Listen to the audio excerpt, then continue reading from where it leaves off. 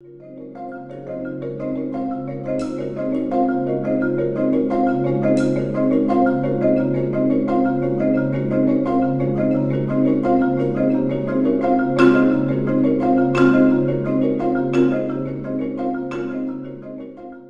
Rodriguez, bonjour. Vous êtes professeure chez nous maintenant depuis plusieurs années. J'aimerais vous demander quel a été votre parcours d'artiste, de pédagogue qui vous a donné l'occasion d'être professeur dans une académie de musique.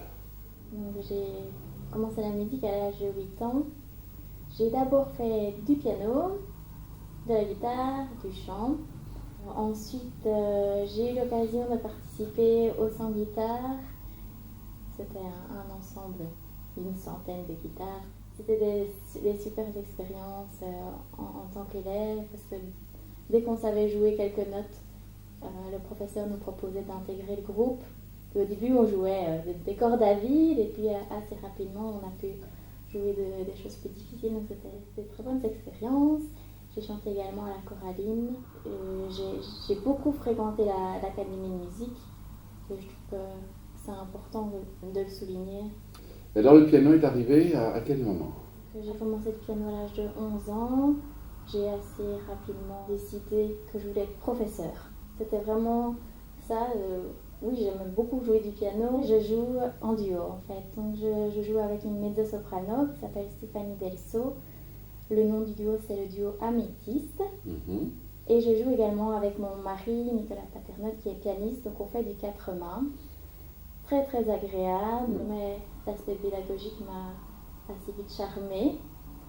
Donc j'ai décidé de faire des études supérieures à l'INEP et j'ai choisi le master didactique. Ça vous a mené vers des études à moitié artistiques, à moitié pédagogiques. Et là maintenant, vous vous retrouvez dans une commune comme Farciennes. Qu'est-ce que ça représente pour vous d'enseigner la musique dans une commune comme Farciennes? Alors, vous avez enseigné sur Farciennes, là maintenant vous enseignez sur Presles. C'est une autre population, c'est une autre atmosphère, mais l'un dans l'autre, Farciennes, Presles, qu'est-ce que ça représente pour vous d'enseigner le piano dans ce cadre-là? Après, c'est un peu différent quand même. Et ce que j'avais envie de souligner, c'était l'aspect campagne. On est entouré de nature, donc ça favorise l'expression musicale. Puis les élèves, ils viennent à pied ou ils habitent tout près, donc il y a un côté proximité qui est important. Autant les élèves que les parents sont toujours de bonne humeur, ils sont impliqués dans ce qu'ils font. Ça, c'est toujours très agréable. Vous nous avez raconté votre parcours d'étudiante pédagogue et d'étudiante pianiste avec ce triple intérêt, chant, guitare, piano. Plus spécifiquement pour le piano, comment vous décririez vos priorités pédagogiques? On peut enseigner la musique de 1000 façons. La musique est un vaste continent qu'on peut aborder de beaucoup de façons différentes. Quelles sont vos priorités? Qu'est-ce qui vous sert de boussole? Qu'est-ce qui est le plus important à votre avis? Le plus important, c'est le plaisir. Pour moi, c'est vraiment que l'élève trouve du plaisir à faire de la musique et qu'il partage son plaisir. Parce que c'est bien de se faire du bien avec la musique, mais je trouve que c'est important aussi qu'il y ait un lien avec les autres, avec le public. Pouvoir partager, ou même, si je les fais travailler à 4 mains, un lien avec l'autre élève. À côté de ça, c'est important d'inculquer aux élèves qu'il y a une rigueur derrière cet apprentissage, donc du respect du texte, de la rythmique, tout ça est très important. Alors le plaisir, comment est-ce que vous pouvez inculquer le plaisir musical par-delà justement cet aspect rigueur? Est-ce que vous jouez avec eux? Est-ce que vous insistez sur l'aspect ludique? Est-ce que vous les faites chanter? Est-ce que vous les faites écouter d'autres choses? Comment est-ce que vous essayez de conquérir ce plaisir et partager ce plaisir? Je les fais beaucoup chanter, je trouve que c'est important de chanter réellement et de chanter aussi pour ça, donc à l'intérieur de sa tête, d'arriver à écouter, à s'écouter, à écouter les autres. Donc des fois je montre, j'essaye de le faire le moins possible pour qu'ils puissent trouver eux-mêmes comment ils ont envie de jouer le morceau, le passage, donc chercher dans leur interprétation assez rapidement. Au niveau de se produire en public, est-ce que vous faites des expériences du genre j'invite les parents, le plaisir du partage public. Est-ce que c'est une frayeur pour les élèves de jouer en public? Oui, non, peut-être, certains oui, certains non, hein. En général, oui. Les petits, 7-8 ans, se tracassent pas encore trop de ça. Mhm. Mais assez rapidement, oui, il y a la peur de mal faire, la peur du regard. Donc il faut les préparer à ça, que Mhm. c'est important.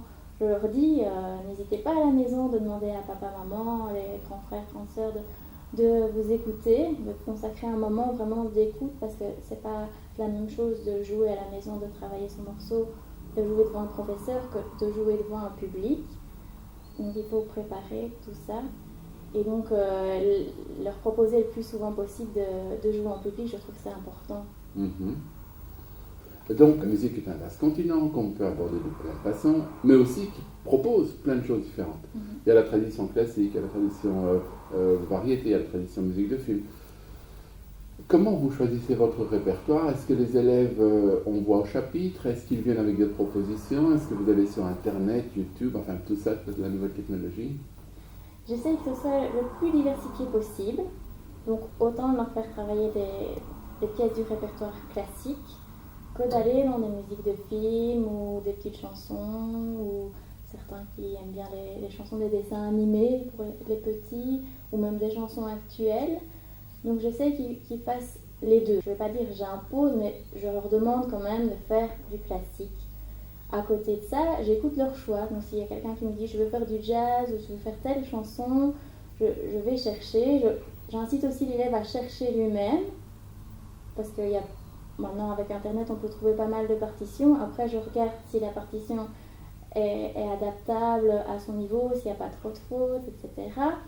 Mais j'essaie d'écouter les demandes parce qu'en général quand un élève dit Madame j'aimerais bien jouer ça, il s'implique et il y arrive, même si c'est difficile. Donc c'est important de suivre les choix des élèves. Vous me parliez des dessins animés, etc.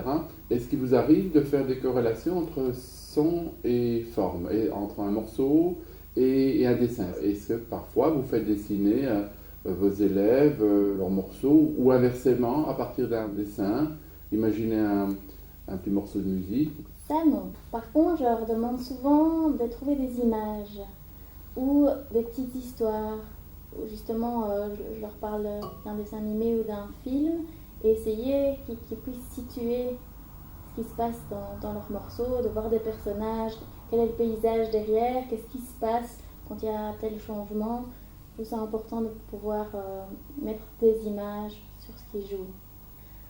La pédagogie, ça m'intéresse énormément. Encore maintenant, malgré que j'ai fini mes études, j'ai l'impression que c'est même peut-être plus maintenant que j'ai la possibilité, grâce au fait que j'ai des élèves et je peux tester toute une série de choses avec eux, que c'est stimulant et donc je suis tout le temps en recherche. Donc je fais des formations qui sont en général très intéressantes. J'en ressors plus riche avec plein d'idées, d'exploitation possibles. Et ça, c'est vraiment ce qui m'anime pour l'instant dans ma vie. Et donc le projet qui va avoir lieu l'année prochaine, ce serait que de faire le master en éducation musicale. Donc voilà, encore s'interroger sur la pédagogie, chercher comment être plus créative. Et quelque chose qui me plairait vraiment beaucoup, ce serait de donner cours à des institutrices maternelles. Pour qu'elles, à leur tour, puissent mener des activités musicales dans leur classe et porter voilà, la bonne parole, on va dire, musicale, parmi les petits. Exactement. Je travaille beaucoup avec des petits-enfants.